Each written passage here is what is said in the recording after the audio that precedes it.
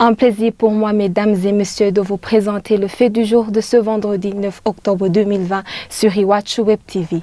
Le temps de poursuivre les sanctions est révolu, a fait remarquer le chef de la diplomatie burundaise, Albert Shingiro. C'était après une réunion de briefing organisée ce vendredi par le ministère des Affaires étrangères et de la coopération au développement à l'endroit du corps diplomatique. Selon le ministre Albert Shingiro, si les sanctions du Burundi perdurent, le pays pourra appliquer le principe de la réciprocité. Dorine Yungeko et Fabrice Nzohabonayo. Il est 10 heures passées dans la salle du ministère des Affaires étrangères à Bujumbura. Presque tous les diplomates sont là. Ils sont là pour prendre part à une réunion de briefing.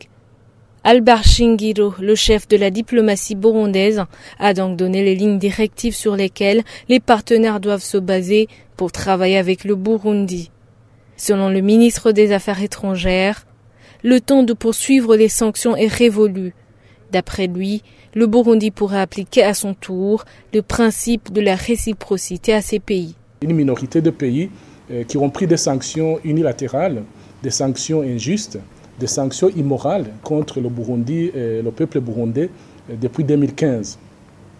Ces partenaires, j'ai insisté que le temps de poursuivre ces sanctions est révolu, qui doivent évoluer parallèlement avec ce qui se passe sur le terrain au Burundi.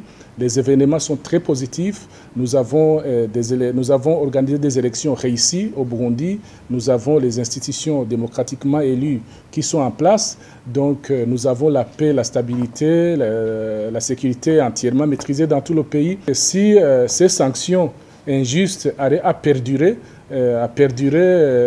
malgré les progrès significatifs déjà enregistrés dans notre pays, que le Burundi pourraient aussi appliquer le principe de la réciprocité. Ces pays ont aussi des intérêts ici, qui peuvent être touchés par des sanctions prises par le Burundi.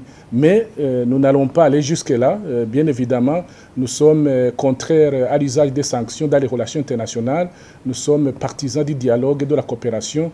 Mais ce serait éventuellement une décision de dernier ressort si jamais ces sanctions auraient à perdurer. Depuis 2015, l'Union européenne et les États-Unis d'Amérique ne donnent aucune aide directe au gouvernement burundais.